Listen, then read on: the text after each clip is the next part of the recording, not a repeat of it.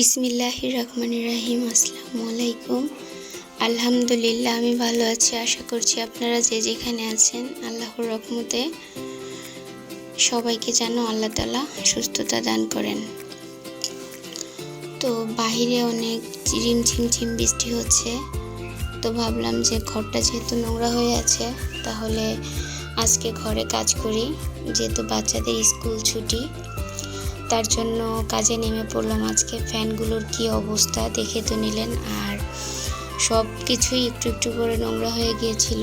তো ভাবলাম যে জিনিসগুলোকে উঠিয়ে ফেলা দরকার, যার জন্য আজকে ঘরবাড়ি গুছিয়ে ফেলবো ইনশাআল্লাহ। আজকের দিনটা বিসমিল্লাহ বলে কাজ শুরু করে দিলাম। তো বেডশিটগুলোও চেঞ্জ করে ফেলবো। এদিকে আমার ছেলে দুষ্টামি শুরু করে দিয়েছে। ও একাধারে দুষ্টামির তালেই থাকে সারাদিন, একের পর এক। তো এইখানে দেখি বারান্দায় অনেক বৃষ্টি, বারান্দাতেও পানি চলে এসেছে, সেগুলোকেও মুছতে হবে। আর ঘর ঝুল ঝাড়লে তো অনেক নোংরা হয়ে যায় ঘর মুছতে হবে।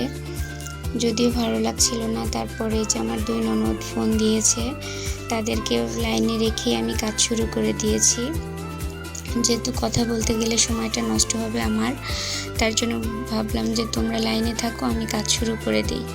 তো ওরা কথা বলতেছিল, আমি এদিকে কাজ শুরু করে দিলাম। আমার ছেলে দুষ্টামি শুরু করে দিয়েছে। এই যে এখান দিয়ে উই পোকা লেগে গিয়েছে, জানি না কেন। ঘরের মধ্যে বাসা বাড়িতে, ঢাকা শহর, এরকমটা কেন হয়েছে। তো আমার ছোট রুমের ফ্ল্যাটে বেশি হয়েছে। ওর ফার্নিচার পত্রগুলো একদম নষ্টই হয়ে গিয়েছে বলা চলে। তো যা হোক, এই যে পরে এখানে কি টানাবো, এই জায়গাটা ফাঁকা ফাঁকা লাগছে।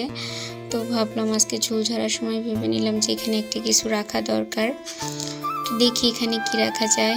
আর ওর বিছানার উপরে ফ্লাওয়ারটাও লাগানো হয়েছে। কেমন লাগছে অবশ্যই আমাকে কমেন্টে সবাই জানাবেন।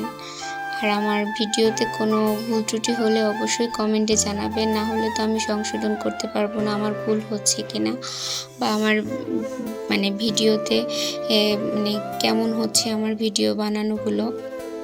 তো যা হোক, আল্লাহর রহমতে এই যে আমার একটা লক্ষ্মী মেয়ে দিয়েছে আল্লাহ তাআলা। সে আমাকে কাজে সাহায্য করছে। ড্রেসিং টেবিলটার সব কিছু বের করে ফেলেছে, বের করে এখন একটা একটা করে মুছে সে করছে। সে খুব স্লোতে কাজ করছে, কারণ ছোট মানুষ করছে যে এটাই তো বেশি। তো ও আমাকে সাহায্য করছে, আমিও একদিক থেকে একরুম করে গুছিয়ে একদম ফ্যান ট্যান মুছে, তারপর ঝুল ছেড়ে বিছানার চাদর উঠিয়ে।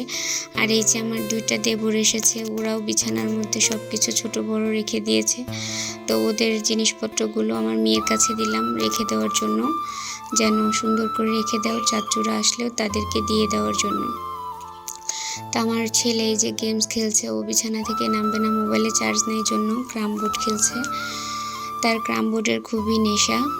তো যাক, এই যে সব কিছু ঝেড়ে এখন বিছানাটাও ঝেড়ে নিচ্ছি, কারণ ঘরের অবস্থা দেখেন কি নাজেহাল। ঘরে কতটা ময়লা হয়েছে, ফ্যানে থেকে পড়েছে। এরপর আবার এই যে আমার মেয়ে আমাকে অনেকটা সাহায্য করে। তো একটা ঘর থেকে এতগুলো ময়লা বের হয়েছে, তো সবগুলো ঘরই আমি পরিষ্কার করে ফেলে দিচ্ছি এখন। তারপর আমি ঘরটাকে মুছে নিয়ে আমার রান্না একটু বাকি আছে, সেই কাজগুলো আমি শেষ করব। তো ইনশাল্লাহ আমার সবগুলো কাজ প্রায় শেষের দিকে। ঘরটা ঝাড়ু দিয়ে মুছে নিলেই আমার প্রায় কাজ শেষ হয়ে যায়। এই তো আমার সব কাজ শেষ। এখন বিকাল 4টা বাজে। ঘরের বিছানা চাদরটা পেরে দিয়েছি, এই জায়গাটা সুন্দর করে ক্লিন করে নিয়েছি আমি। সব কাজ শেষ। আর এই যে আমার মেয়ে ড্রেসিং টেবিলটা সুন্দর করে পরিষ্কার করে গুছিয়ে নিয়েছে।